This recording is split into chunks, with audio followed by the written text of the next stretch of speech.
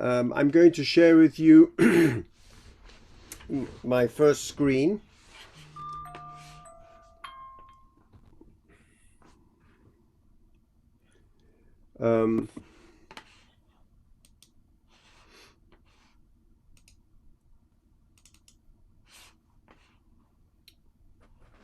And I hope you can read it, but that's not the one. Looking for the right one. Got a lot of junk up here today, you know. So I'm going to read it to you, since I can't find it. And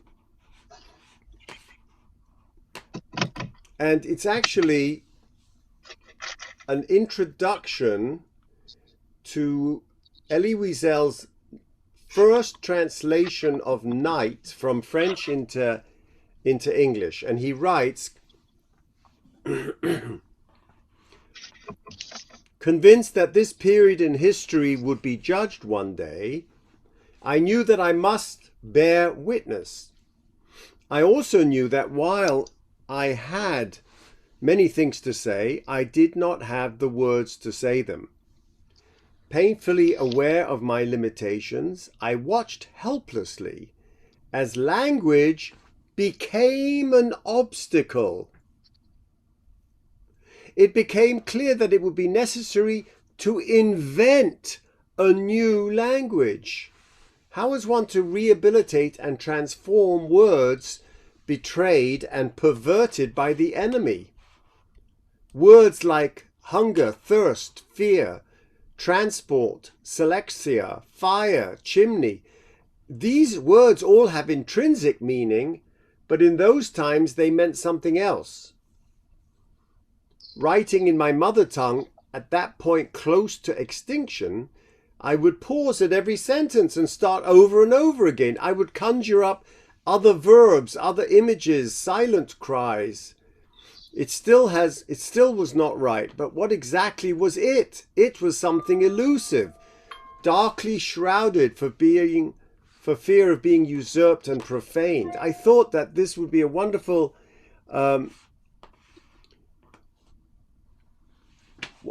introduction into our Parsha. And we'll come back to Wiesel later, but let's start with the Psukim. So the first one is in Exodus chapter 4, verse 10. Vayomer Moshe el Adonai, be Adonai, O Lord. Lo ish devorim onochi, I am not a man of speech. Gam mitmol, gam mil shilshon, neither in the times past. Even since you started speaking to me, I haven't regained my speech. Ki kvad peh u kvad lashon onochi. Let's look at this. He starts off by saying, Lo ish devorim onochi. He'll come back to that word onochi at the end. So this is an inclusia. A, B, A. He says, I am not a man of words. Not from yesterday, not from the day before, not even from when you started talking to me at the burning bush. And then he goes back to A1, ki kvad peh, why I am not a man of words, ki kvad peh u kvad lashon anochi. I am heavy of peh and heavy of lashon, tongue. My mouth is heavy and my tongue is heavy. My lips are heavy and my tongue is heavy. Therefore, I'm not a man of words. This is a really very problematic statement. Aside from the philosophical ramifications and the resistance of Moshe Rabbeinu, not only do we have that there, we have it two more times. We have it in our Parsha, that was in Shmos, and this is our Parsha, Va'era. In Kavad Peh, Rashi says, I'm slow of speech, I speak with a heavy difficulty. So he's telling us, Rashi's interpreting kvad peh, is that there's a difficulty with speech, the articulation of language. Then what would lashon be? What's the tongue got to do with that then? And he brings the French balbus or stammerer. It's very interesting. If you go into the etymology, balbutier is to stutter, and the old German Stammler is a stutterer, coming from the same Old French. But if we then look at the pasuk, let's look at that pasuk. Vayomer Moshe lifnei, and this frames chapter 6, the beginning and at the end, verse 12 and verse 30. Lifnei hein ani aral sefatayim. Now we have three expressions. We have the peh, the mouth, the lashon, the tongue, and now he says, my sefatayim, my lips are arel. Well, if we look in the word arel, Rashi gives us, one of the longest Rashis actually, tells us that there is a number of expressions of arel. Arel means atum, blocked. For instance, kol lashon arla, and arla means blocked. Arla oznom, their ear is impeded. Atuma mishmo, they can't hear.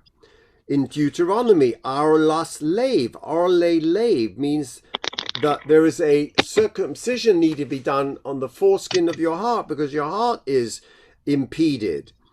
Shetei gam ata v'harel, you drink to and become clogged up in Habakkuk. So Rashi brings like a whole list of what arel means, blocked up. My sefatayim, my lips are somehow arel. And finally, the last reference at the end of that chapter, we find, Vayedaber Moshe hein b'nei Yisrael lo shomo elai. And now he says something very interesting. He says, can you see that? He now says they won't listen to me, right? And then at the end he says, Va'ani aral sefatayim. So he mirrors what he said at the beginning of the chapter, but now he adds something else. And this is what I want to meditate with you on. This middle part. Lo shamu elai, ve'ech yishme'eni paro. Do you see that? He should have just said, Hein b'nei Yisrael, ani aral sefatayim. They won't listen to me because I can't speak properly. I have a speech impediment, blah, blah, blah, blah. But he adds in something critical of Klal Yisrael. He says, Lo shamu elai. If they can't listen to me, eich yishma'eni paro. This is something new. This is something new. What is that? What do we call that? Madach, they won't listen to me. Avada nisht. Eich yishmu paro. Kal v'chomer. They won't listen to... It's a kal v'chomer.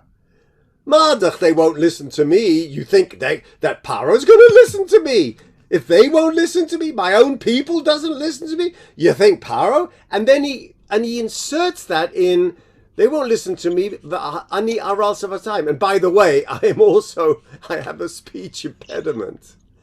It's such it just opens us up to this wonderful exposition of what on earth is he trying to say. What is he trying to say to God? What are his arguments? You started off by saying kvad peh, kvad lashon, fine. Then you said aral sefatayim, fine. Which part of the anatomy are we talking about? Which part of the anatomy? If I share with you if I share with you a bit of anatomy, and I'm going to share with you.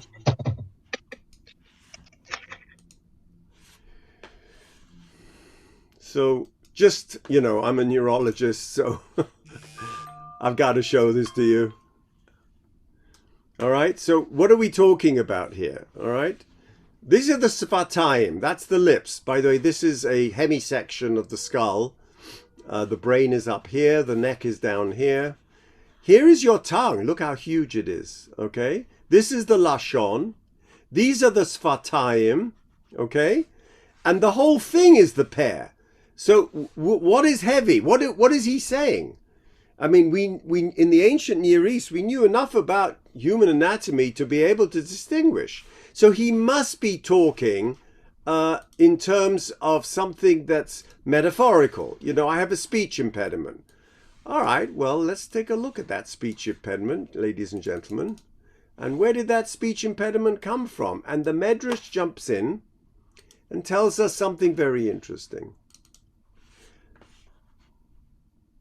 The Medrash says, Vayigdal Moshe, well, where did he grow up? He grew up, of course, in Bas Paro, Batia, with Batia looking after him in the house of Pharaoh, Prince of Egypt.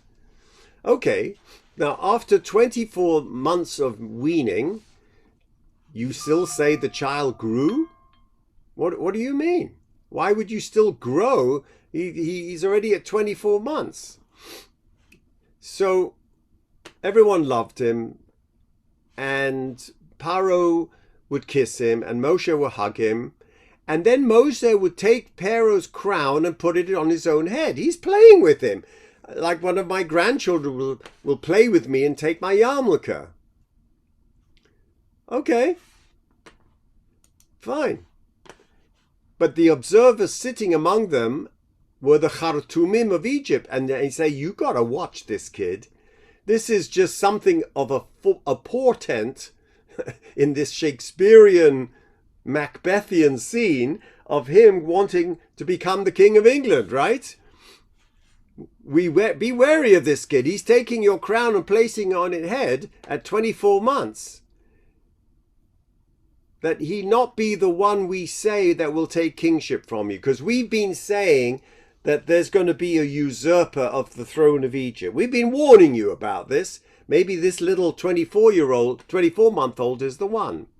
And Jethro was sitting among them and said, this child has no intent to take the throne, this 2-year-old, but let's test him. Let's bring in a bowl, a piece of gold, and a coal. If he stretches his hand to the gold, then he has intent to take the throne, and you should kill him. And if he outstretches his hand towards the coal, he does not have intent to take the throne, and he does not deserve the death penalty. First of all, the idea that this man is going to be his future father-in-law,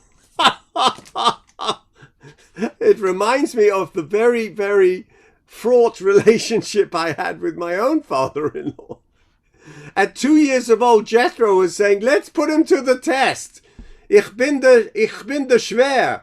I'm going to be his future Schwer. Now, let's put him to the test right now at 2 years of old. Okay, so they bring the bowl before Moshe. Now, if I was a psychologist at a 2-year-old and I'm bringing him a piece of gold or a burning coal, I don't know what a 2-year-old would do. I don't know. But Moshe takes the gold, meaning he is fulfilling the prophecy of the Khartoumim and Yisro. And so God said, I'll have none of this, and sends Gabriel down and pushes his hand to grab the coal. So he then brings his hand along with the coal into his mouth and burns his tongue, Lashon, and from here we understand he was Kvad Peh or Kvad Lashon. So from this Medrash, he has a lesion in his tongue that forces him to stutter because of a burn in his tongue. And that causes him to speak slowly, slowness of speech. He knows exactly what he wants to say. He articulates it, but there is an impediment because of the post-traumatic burn of the tongue. Okay, very nice. Now, I want to share with you some more rational medievalists, because we have to know that before we dive into my mystical stuff. And so we look at the Rashbam, the grandson of Rashi, who will have none of this, and he says, Ki kvad per kvad lashon anachi. Moshe is telling God, I was raised in the house of Pharaoh, but I'm not fluent in the Egyptian spoken by the upper classes of the aristocracy. Why? Because I had to flee Egypt before I completed my language education at the University of Cairo. And in the meantime, I'm 80 years of age. That's Rashbam. And if I tell you that Ibn Ezra actually says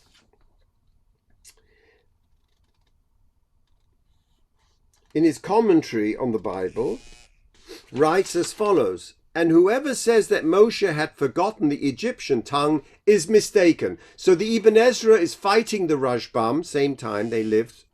He was not referring to that, but rather to being unable to produce all the sounds made with the tongue and the lips, only some of which he could articulate with difficulty. So he actually says, no, like Rashbam, he said he had a speech impediment. Now, Rashi, we will say, going back to Rashi, is actually saying that the lips were obstructed, the aral safatayim, and then he brings that whole list which I showed you about the word aral, the use of the word aral in other areas. So we went through that. If I tell you that the Rabbeinu Bachaya was the first commentator to speculate what this impediment might have been. Ibn Ezra did think that Moshe had a speech impediment, unlike Rashbam, other than stuttering, although precisely what it was he didn't say. He had forgotten to speak Egyptian during his sojourn in Midian for 80 years. But Rabbeinu Bachya says he lived after the first half of the 13th and into the 14th century. He says Kvad Per and Kvad Lashon is not a poetic parallelism, but are linguistical precise terms. He took the former, Kvad Per, to refer to the inability to sound palatile consonants, p, j, sh, ts, and the latter, the lashon, with the dentals. So we have the palatals and the spicodentals like d, t, and l. So anyone with so many speech difficulties would be almost incomprehensible, which Moshe obviously wasn't. And I sent this week a YouTube from Britain saying that there was new research that people who spoke with palatals got more COVID. So the government decided that no one could speak with any more palatals. You had to substitute a lingual for a palatal. And it was hilarious. It's not true. It was a joke. It was just a joke. The decision then was to test in our midrash. Let's think about this midrash, right? In what way is this midrash telling us something very deep about Moshe's lack of ability to articulate, but more a kind of wound, a psychological wound, a Shakespearean wound? Go back to that scene again. He has to choose at a young age of 24 months between gold yellow and fire yellow. And he goes for the gold, and then some ineffable angelic urge pushes him, and he grabs the coal, and he's hot, so he puts it in his mouth to So this stutter becomes a post-traumatic expression. The inability to articulate speech, to know what you want to say, but to be dysarthric, the inability to articulate, the stammer, the stutter. We've had a century of psychoanalysis for stammerers and stutterers, starting with Freud. Now we know that it's a part of the brain on PET scanning and functional MRI scanning, but we've had a century of literature, just Google it, about the kind of psychodynamic issues that cause stuttering. And so he grabs the coal, and this was a kind of primitive IQ test. Can you distinguish between two types of yellow, a hot yellow and a cold yellow? Can you distinguish? And he flunks the IQ test, but his life was spared. What does that mean? I came across as stupid so I could flunk the army IQ test, and I didn't have to go to Vietnam, he said. Right? Or I signed up for Chaim Berlin to get smicha, even though I couldn't learn a Blatt Gemara. And they took me so that I didn't have to go to Vietnam. Sticking his burnt finger in his mouth, he scorches his tongue, and his speech is forever impaired. A damaged tongue, one would think, would be more likely to cause a lisp than stuttering.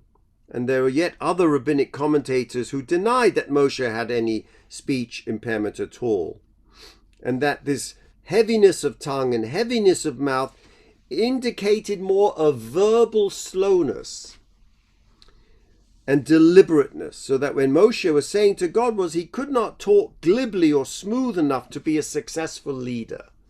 I'm a philosopher. Everything that comes out of my mouth is measured, slowly. I can't do politics.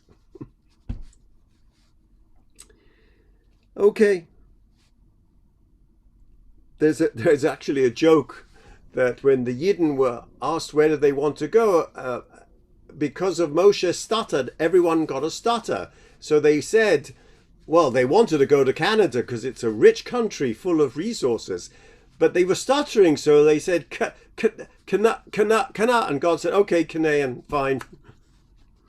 So let's go now deeper, and let's look at someone I normally really don't go to as a go-to person, but at 3 o'clock on Shabbos morning, I looked up the Zera Kodesh. The Zera Kodesh is from Ropshitz. Ropshitz was a Talmud of the Noam Elimelech, who was a Talmud of the Maggid. So you've got Baal Shem Tov, Maggid. Maggid spreads out to Lithuania, Galicia, Austro-Hungary, and Poilin. Poilin comes to Jose from Lublin, Noam Elimelech, Ropshitz. So he's a Pi Shalosh from the original source. And so he says, if I can share with you this absolutely radical Torah, we're going to look at the Ropshitz and end up with the Shem Mishmuel from the 20th century, just to compare and contrast. So he goes really mystical.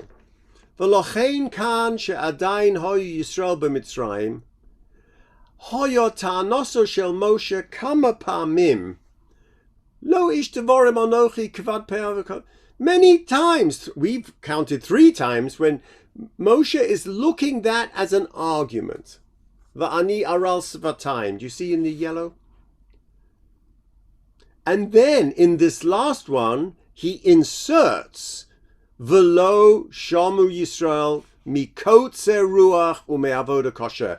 And now in this masterly Hasidic discourse, the Ropshitzer is going to tell us the secret of that insertion and show to us that actually those 2 arguments are sides of the same coin. What does he say? Remember, the first and the last was that I am kvad peh, kvad lashon, aral safatayim. That's the beginning and the end of the verse. And in the middle, they won't listen to me anyway from that kal v'chomer, right? Mikotze ruach u'mevoda kosher. And therefore, how am I going to speak to Paro? Mikotze ruach u'meavoda kosher. They couldn't listen to me because of kotze ruach, short of breath, avoda kosher. They are short of breath from the slavery. They can't listen to me because they're listening to, how do I get a piece of bread tonight? How am I going to get some water? What am I going to do? They're not listening to all this philosophy about the Geula, the Hapirush. And here he comes with his exposition. She'adayin lo ha-Yisrael niksharim kara'ui b'makor ha'kedusha. They're in the Mem Tes Sharei Tumah. They're in the 49 levels of depths of Tumah of Mitzrayim in the Erva Sa'oretz. As yet, they were not connected to the source of Kedusha. Ki lo haya lahem ruach kara'ui. It says, kotze ruach. So he takes that to mean not shortness of breath, shortness of soul. Their soul was truncated because of this. They had not yet been exposed to the source of Kedusha. Bechinas ruach, hiskashrus dveikus, this kind of connectivity to the transcendent divine. Heim hoyu adayin bekotze ruach. In Egypt, there is still slavery, and their spirit was enslaved, and they could not express the luxury, afford the luxury of a spiritual experience. Ki kein katupus forim shehadibur hoya begolos, and he quotes this wonderful Zohar, which we don't have time for, in which speech itself goes into galut. This is what Wiesel is talking about. That I cannot express. Wiesel had to develop a new language of the Holocaust. That only happened after they started translating his works into English. Then we had this whole new understanding of Holocaust, Shoah. It was a whole new language that for 20 years no one could express. And then this whole explosion of Holocaust academic literature happened because we now, thanks to this journalist who originally had done a PhD in the Sorbonne on silence, which we'll come to, and then just gave it up because he couldn't find the words, gave us, our generation, this whole new language of torture and Holocaust. Lo hoyo adayin bekotera. Ki ken katuv b'sfarim she'adiba begalut. That speech in times of extremists goes into galut, means you become dumbfounded because of the post-traumatic stress. V'lo hoyu l'cholum lahotzi dibra kedusha. Lochein achakach. So then afterwards, when they came out of Mitzrayim, we call the festival Pesach.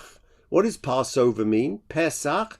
In Aramaic, it doesn't mean Passover, it means Pesach. Finally, the speech is liberated. The Haggadah is the liberation of speech from slavery. Shehoya lahem ato dibur shel kedusha.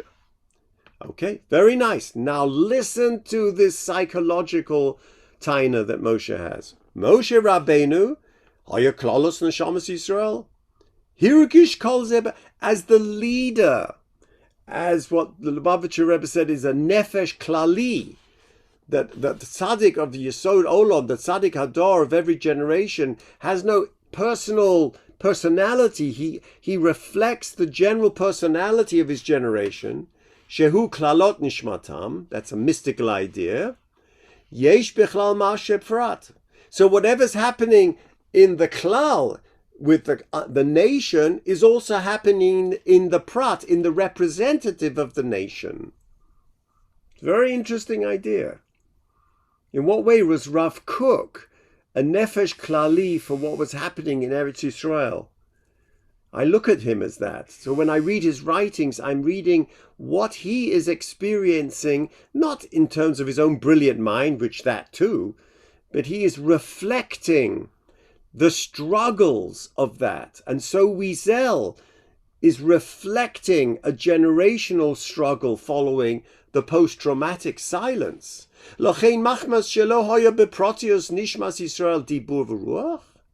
And since they didn't have, their souls were not yet ready for the expression of speech, he wanted to show God, and he was reflecting that inability to speak. Gam kein aral sva. So now we have a new understanding. Aral svatayim, going back to the word from Rashi, that aral means blocked up. After the trauma, during the trauma, there's an inability to express your pain. So he is expressing their inability to be, whether he was an orator or not, we know he was. He goes to Paro and speaks. But at this moment, he's telling God, I am a reflection of Klal Yisrael's Ruach, their spiritual state, their inability to reflect on themselves articulately.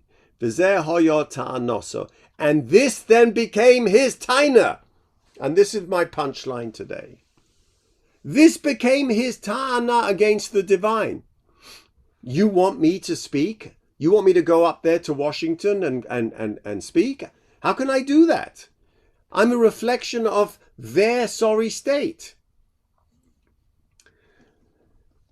And therefore it is a ta'ana. I have a claim against you. It's a ta'ana. She'ani mibein atzmi eini yachol ledaber ale. I can't speak to them. Why? Lekashrom lekamom. Remember, we said this was a kal v'choma. Ha madach, I can't speak to them. How can I speak to Paro? He doesn't. He fragments that. The Ropshisa says, how can I speak to them? Leksharem lemakoram, meaning speak to them about what? I need to open up their speech. I need to get out of that post-traumatic silence. And I can't do it. Lo haya ish devarim anochi, because you, without the geula, have not taken them out of the exile of that. So what has he done? Let's listen to this hermeneutic. He's taken that middle part of the pasuk, Shelo shamu Yisrael mikotze ruach. He then says that's because the ruach is missing. Why? Because we're in Mitzrayim, and therefore the dibur is in galut. We cannot express ourselves from the trauma. And because Moshe felt that lack, he could not connect to them to rescue them. So his impediment reflected theirs, and that's why they couldn't hear, because of Kotze Ruach. That's why they couldn't. Shelo nitakena dibur v'ruach shelahem. V'kiven shelo nitakena ruach shelahem, b'vadai lo lishma. Of course they won't listen to me. They're not in a spiritual level to listen to me. It's a brilliant psychological insight. Now let me end with the Shem Mishmul, grandson of the Abnei Nezer, and the son of the Sochotchover from Kotsk. So this is a dynasty that's very close to Ropshitz, but it's a generation or two later. Now Rashi said this is one of the Esora Kal V'chomer Shebetorah. Madach, they won't listen to me. How will they listen to Paro? There are 10 Kal V'chomers that Rashi quotes in the Torah itself. Some, not all in Torah, some are in Nevi'im and Ksuvim.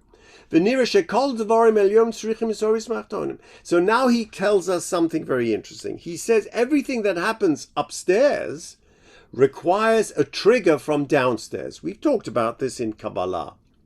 Malchus, which is the last sphere, has to be stimulated in order to get Zoh, which could Shabricha, to respond. Okay. V'hinei kashem Moshe Rabbeinu motza et Yisrael b'matzav muzar ma'od. Moshe Rabbeinu finds them in concentration camps, in slavery. Asher lo yukle lishmoa. How can you listen to me? I can't give you Dvar Torahs in a concentration camp. Afilu divrei nechumim. It reminds you of the Piasetzner. Even divrei nechumim. I can't even calm myself, he writes in the last year before being transported to Treblinka, afilu divrei nechumim they won't listen to. Mikoitze ruach and vode kosher. Im kain, yotza ladun bedin kal v'chomer. Now, why would he then do that? And he says something very fascinating, which actually was only first said by the Maggid. Now, the Maggid said that the Torah is nidareshet with shalosh esrei ikarim, right? There are 13 principles, midos, she'atorah nidareshes bohem. And we learn that in Exodus 34, Moshe says to God, please forgive the Jews for the sin of the golden calf. And he then says, and he tries to calm God's rage with the Yud Gimel Midos of Rachamim. Hashem, Kael, Rachum, V'chanun, Erech, Apayim, Rafches, Veres. And the Maggid says that those two parallel each other. The 13 midos that the Torah is nidareshes are in fact the 13 midos of Rachamim. Because in a sense, right, the Psolochos Shnei Luchos Avanim Karishonim, the second set of Luchos, is in fact Torah Shebal Peh. How do I get from the first second to the second second? Through the Yud Gimel Midos of Rachamim. Okay, very nice. Very nice. It's very cute that they parallel each other. Mystically, it's very profound. Im kain, yotza lodum bedil kal v'chomer. V'hu le'orer midas kal v'chomer. Shehu harishon sheyud gimlis shenega yud gimlis rachamim. So what is the first of the 13 midos? Hashem, Yud Kei Vav Kei, which is the midah of rachamim. And what is the first of the 13 midos that the Torah is nidareshes? It's a kal v'chomer. So he is saying, it's brilliant. He's saying that Moshe, he's not saying a kal v'chomer madach, they're not going to do this, I'm not going to go to Pharaoh, yeah, that too. But why is he putting that in the middle of Aral Sevatayim? Because he's trying to tell the Ribono Shel Olam, I am trying to arouse in you the midah of Rachamim. Why? I'm using the kal v'chomer to do it. It's not so much the content of the kal v'chomer, it's the fact that I'm using the kal v'chomer, which is parallels the first midah of Rachamim, which is Yud Kei Vav Kei, Rachamim Pshutim, Beli Shum Hisoyrus HaTachtonim. That first Rachamim, according to the Zohar and the Arizal, does not require an arousal from below. I think that's absolutely brilliant, because he says later on that he posach over the Bnei Yisrael, and that was without any hisoyrus hatachtonim, meaning that the Haggadah and Pesach night is bechinas atika, it comes from above. We had to do nothing. We are on the 49th step, and we would have gone into the 50th without any rescue had it not been for atika, Kutchabricho, coming down and rescuing us directly. It's an absolutely stunning Shem Mishmuel that's telling us and resolving the enigma of that insertion of the kal v'chomer. So I want to end with the last thing. When he achieved his American Academy of Achievement Award, he says the following: you can be a silent witness, which means silence itself can become a way of communication. There is so much in silence. There is an archaeology of silence. There's a geography of silence. There is a theology of silence. There is a history of silence. Silence is universal, and you can work within it, within its own parameters and its own context, and make that silence into a testimony. Job was silent after he lost his children and everything, his fortune and his health. Job, for 7 days and 7 nights, he was silent, and his 3 friends who came to visit him were also silent. That must have been a powerful silence, a brilliant silence, and I want to add, this is the silence of Moshe. Moshe, who is the Raya Mehemna, the faithful servant, is negotiating that delicate space between the humanity and the divinity and the demands of each. He's that intermediary character that is Rabbeinu, that is our Rebbe, who has all our souls encoded in him.